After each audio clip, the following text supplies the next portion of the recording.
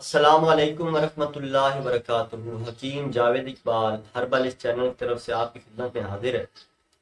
آج اس موضوع کے اوپر ہم نے بات کرنی ہے، وہ ایک بڑا ہی حساس قسم کا ایک موضوع ہے جو کہ اپنے اندر بہت زیادہ ابہام رکھتا ہے۔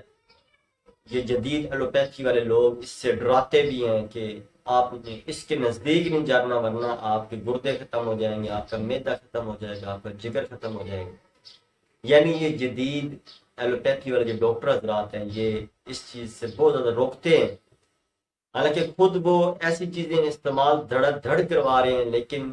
حکما اگر ایسی چیزوں کا استعمال کرواتے ہیں تو وہ جی مضر اثرات ہیں، یعنی اپنے اندر مضر اثرات رکھتے ہیں جو انسانی باڈی کے لیے نقصان دہ ہیں۔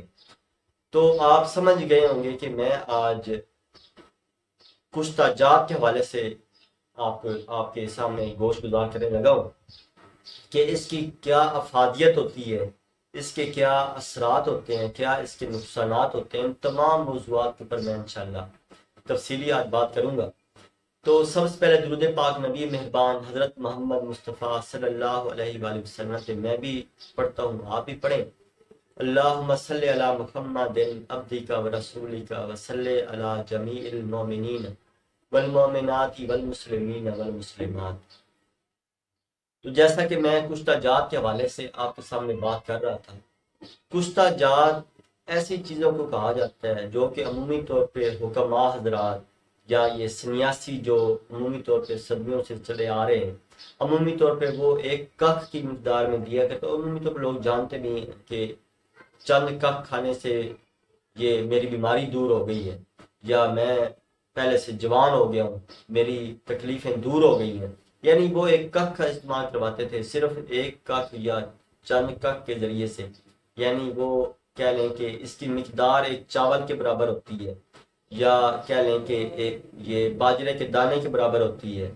یا یہ کہہ لیں کہ ایک رتی کے برابر ہوتی ہے۔ یعنی مختلف کشتہ جات کی مختلف مقداریں جو ہیں وہ استعمال کروائی جاتی ہیں۔ تو کشتہ جات عمومی طور پہ کن چیزوں کے بنائے جاتے ہیں، کشتہ جات کہتے ہیں کن کو؟ عمومی طور پہ آپ یہ تو جانتے ہیں کہ حکماء حضرات جو ہیں وہ جڑی بوٹیوں سے ادویات تیار کرتے ہیں، جن کے اندر مختلف قسم کی پھکیاں ہوتی ہیں، مختلف قسم کی گولیاں ہوتی ہیں، یا پاؤڈر بنا کے کیپسولز بھرے جاتے ہیں، یا عرق بنائے جاتے ہیں، یا شربت تیار کیے جاتے ہیں۔ یعنی یہ تو جڑی بوٹیوں کے ذریعے سے یہ تمام عوامل جو ہیں یہ تیار کیے جاتے ہیں، لیکن کشتہ جات جو ہیں یہ عمومی طور پہ ایسے تیار نہیں ہوتے۔ یہ جڑی بوٹیاں تو زمین کے اوپر یہ پیدا ہوتی ہیں، عمومی طور پہ ہمارے دائیں بائیں آگے پیچھے جہاں بھی ہم یہ جاتے ہیں تو کوئی نہ کوئی بوٹی جڑی بوٹی وہاں موجود ہوتی ہے، لیکن ہماری سمجھ نہیں ہوتی ہے، ہمیں اس کی افادیت کا پتہ نہیں ہوتا۔ حالانکہ اللہ کی ذات فرماتی ہے کہ میں نے کوئی ایسی چیز بھی رائگاں نہیں پیدا کی، یعنی ہر چیز کا کوئی نہ کوئی فائدہ ہی ہے۔ تو ان جڑی بوٹیوں کے بھی بے انتہا فوائد ہوتے ہیں، لیکن ہماری سمجھ سے بالا تر ہے۔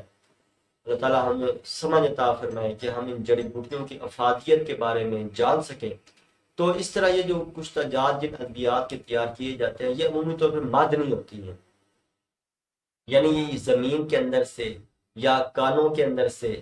یا پہاڑوں کے اندر سے یہ چیزیں نکالی جاتی ہیں، یا مختلف قسم کی جو دھاتیں ہوتی ہیں، مختلف قسم کے پتھر ہوتے ہیں، جیسے کہ کشتہ عقیق کا آپ نے نام سنا ہوگا، کشتہ زمرد کا نام سنا ہوگا۔ ٹھیک ہے، یہ جو لوگ انگوٹھیوں میں یہ ڈالتے بھی ہیں، کشتہ ہیرا آپ نے سنا ہوگا، یعنی ہیرے کے انگوٹھیاں ڈالتے ہیں لوگ، زیورات بنواتے ہیں، عقیق کے زیورات بنواتے ہیں، یاقوت کے بنواتے ہیں، یا مروارید ایک چھوٹے چھوٹے یہ ہوتے ہیں دانے سے، یعنی جتنا کہہ لیں کہ یہ ایک مونگ کا دانہ ہوتا ہے، اس ٹائپ کے یہ مروارید کے دانے ہوتے ہیں، ان کے زیورات وغیرہ لوگ بنواتے ہیں۔ تو یہ عمومی طور پہ ایسی چیزیں ہیں جو کہ کشتہ جات بھی ان کے بنائے جاتے ہیں۔ اس کے علاوہ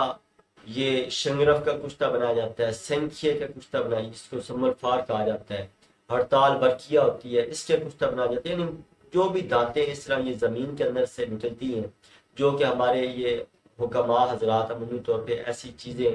وہاں سے منگواتے ہیں، منگوانے کے بعد کیا کرتے ہیں کہ ان کا ایک مکمل طریقہ کار ہوتا ہے، اور یہ جب اپنے یہ اس طریقہ کار کے مطابق تیار ہو جاتا ہے، یعنی اگر فرض کریں اگر آپ یہ شنگرف کا کشتہ بنانا چاہتے ہیں تو شنگرف کا کشتہ ایسے ہی نہیں تیار ہو جاتا، بلکہ اس کے کئی مراحل ہوتے ہیں، ان مراحل سے گزرنے کے بعد یہ ایک کشتہ جو ہے وہ تیار ہوتا ہے اور انسان کو یہ کھلایا جاتا ہے۔ پہلے اس کے تجربات کیے جاتے ہیں مختلف جانوروں کے اوپر، اس کے بعد یہ انسانی باڈی کے اوپر یہ کھلائے جاتے ہیں اور اس کے مفید اثرات بھی ہوتے ہیں،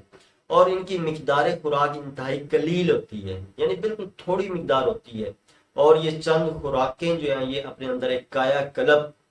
یعنی کایا کلب اس کو کہا جاتا ہے جو کہ کایا پلٹنے والی جو ہے یہ صلاحیت رکھتے ہیں، یعنی چند خوراکوں کے ساتھ بعض دفعہ تو ایک خوراک بھی اپنے اندر ایک ایسے اثرات رکھتی ہے کہ جو کہ ازسر نو آدمی کو جوان کر دیتی ہے، یا کوئی ایسی بیماری ہے جیسے کہ تپے دق ہے، یا ایسی آتشک کی کوئی بیماری ہے، یا سوزاکی کوئی ایسی بیماری ہے، یا ایسی اور بھی کئی بیماری ہمارے جسم کے اندر پیدا ہو جاتی ہیں، تو ان کی چند خوراکیں جو ہیں اس بیماری کو دور کرنے کی صلاحیت رکھتی ہیں۔ لیکن اسے کون تیار کر سکتا ہے؟ اسے ایک ماہر طبیب ہی تیار کر سکتا ہے، یہ عام آدمی کے بس کا کام نہیں ہوتا۔ کہ فرض کریں ایک عام آدمی ہے، اس نے مثلا میں نے بتایا کہ آپ جی سمر فار کا کشتہ بنا لیں، یا شنگرف کا کشتہ بنا لیں، یا کسی اور ایسی چیز کا، وہ سن تو لیتا ہے کہ میں نے اس ترتیب سے بنایا ہے، وہ بنانے کی کوشش بھی کرتا ہے، لیکن یہ اس کے لیے مضر ہے۔ وہ کیونکہ نہ اس کی مقدار خوراک کے بارے میں جانتا ہے کہ اس کی مقدار خوراک میں نے کتنی ایک بندے کو دینی ہے، نہ وہ اس کی وہ شناخت کر سکتا ہے کہ یہ میں نے جو تیار کر لی ہے یہ واقعی تیار ہوا بھی ہے یا ابھی یہ کچا ہے۔ کیونکہ کشتہ جب تیار ہوتا ہے تو یہ تیار ہونے کے بعد یہ اپنی کیفیت بتاتا ہے کہ میں اب تیار ہو گیا ہوں، یعنی اس کی ایک مکمل افادیت تبھی سامنے آتی ہے کہ جب وہ مکمل تیار ہو جاتا ہے۔ تو عمومی طور پہ یہ کشتہ جات جو ہیں، یہ جو عام کشتہ جات ہیں، یہ تو عمومی طور پہ لوگ گھروں میں بھی ہمارے یہ بڑے بوڑھے بنا لیا کرتے ہیں، جیسے کہ یہ بارہ سنگے کا کشتہ ہے، جسے بارہ سنگا تو آپ جانتے ہی ہیں، بارہ سنگے کے جو سینگ ہوتے ہیں ان کے ذریعے سے وہ کشتہ تیار کیا جاتا ہے۔ یعنی اس کو کیا کرتے ہیں کہ وہ ایک سینگ کی مناسب مقدار لے کے اس کو آگ کے اوپر جلاتے ہیں، جب وہ جل جاتا ہے اس کے بعد جب وہ بالکل ملائم ہو جائے، یعنی اس کی آگ کی اتنی کیفیت ہیٹ اس کو اتنی دی جاتی ہے کہ وہ بالکل ملائم کیفیت، یعنی اگر آپ اس کو ہاتھ کے اوپر رکھ کے ایسے ملتے ہیں تو وہ بالکل آپ کی جو ریکھیں ہیں، یعنی جو ہاتھ کے اندر ریکھیں ہوتی ہیں ان کے اندر وہ جذب ہو جاتا ہے، پھر وہ تیار ہوتا ہے۔ تو یہ عمومی طور پہ گھروں میں خواتین اس کو بنا لیتی ہیں، بڑے بوڑھے کی بنا لیتے ہیں۔ تو یہ خاص طور پہ یہ جو پسلی کا چلنا عمومی طور پہ بچوں میں ہوتا ہے، یا یہ ٹھنڈ کا بہت زیادہ لگ جانا، نمونیا کا ہو جانا، یہ اس کے لیے مفید اثرات رکھتا ہے۔ اور بلکہ کئی لوگ آ کے وہ سینگ لے جاتے ہیں گھر میں، خود ان کو بنانا آتا ہے، وہ خود تیار کر لیتے ہیں۔ اس کے علاوہ یہ پھٹکڑی جو ہے، یہ عمومی طور پر لوگ جانتے ہیں کہ پھٹکڑی کو جب، حالانکہ یہ بھی تو ایک معدنی چیز ہے، تو یہ جب تیار کر لیا جاتا ہے تو اس کے جو ہے نا پھٹکڑی جو ہے اس کو، یہ بھی تو ایک قسم کی ایک چیز ہوتی ہے جس کو آگ کے ذریعے تیار کیا جاتا ہے۔ آگ کے ذریعے کیسے تیار کیا جاتا ہے کہ پھٹکڑی بازار پنسار والوں سے لی جاتی ہے، لے کر آنے کے بعد جو ہے وہ توے کے اوپر اس کو ڈالتے ہیں، وہ پگھلتی ہے، پہلے پگھلنے کے بعد پھر وہ خشک ہو جاتی ہے۔ جب وہ خشک ہو جاتی ہے تو اس کو جب باریک پیسا جاتا ہے، رگڑا جاتا ہے، تو ملائم کیفیت اختیار کر جاتی ہے۔ یعنی یہ بھی تو ایک کشتہ تیار ہو گیا، لیکن عام لوگ عمومی طور پہ استعمال کرتے ہیں، ان کو تو کوئی نقصان نہیں ہوتا، یعنی اپنے اندر یہ افادیت رکھتی ہے، اور یہ کھانسی کے لیے، جگر کے جرکان تک کے لیے یہ جو کشتہ جو پھٹکڑی ہے یہ انتہائی مفید ہے، یعنی اپنے اندر اثرات رکھتا ہے۔ اس طرح جن خواتین کو یہ لیکوریا آ رہا ہوتا ہے ان کے لیے انتہائی مفید ہے، جن کو مینسز کی زیادتی ہوتی ہے ان کے لیے انتہائی مفید ہے۔ اور یعنی اس طرح کی یہ جو چیزیں ہیں عمومی طور پر لوگ گھروں میں عام استعمال کرتے ہیں۔ اس طرح ایک اور چیز جو عمومی طور پہ ہماری یہ خواتین بچوں کو استعمال کرواتی ہیں، جس سے سہاگا کہا جاتا ہے۔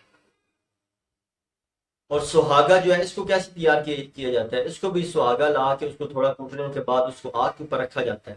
اور پہلے وہ پگھلتا ہے، پگھلنے کے بعد بالکل وہ پھٹکڑی کی طرح خشک ہو جاتا ہے۔ جب وہ خشک ہو جاتا ہے تو اس کو باریک پاؤڈر کر کے خواتین یہ بچوں کو، خاص طور پہ جن بچوں کو یہ دودھ الٹتے ہیں، یعنی تھوڑا سا دودھ پیتے ہیں پھر الٹی کر دیتے ہیں، یعنی اگر آپ اس کو مناسب مقدار میں اگر ایسے بچوں کو آپ استعمال کرواتے ہیں تو ان کا یہ دودھ کا الٹنا جو ہے، یہ دودھ کا باہر نکالنا جو یہ رک جاتا ہے، کیونکہ یہ معدے کو تقویت دیتا ہے۔ اس طرح جب یہ بچوں کو یہ سینہ بلغم کی وجہ سے، دودھ پینے کی وجہ سے یہ سینہ بھاری ہو جاتا ہے، ان کو سانس لینے میں دشواری ہوتی ہے، تو یہی سہاگا جو ہے یہ دودھ کے اندر ملا کے یعنی ایک مناسب مقدار میں، دیکھیں ہر ایک چیز کی ایک مقدار ہوتی ہے، جب آپ مقدار سے زیادتی کریں گے، مقدار زیادہ لیں گے تبھی وہ نقصان دے گی، لیکن اگر آپ مناسب مقدار میں اس کا استعمال کرتے ہیں تو وہ اپنے اندر افادیت رکھتی ہے۔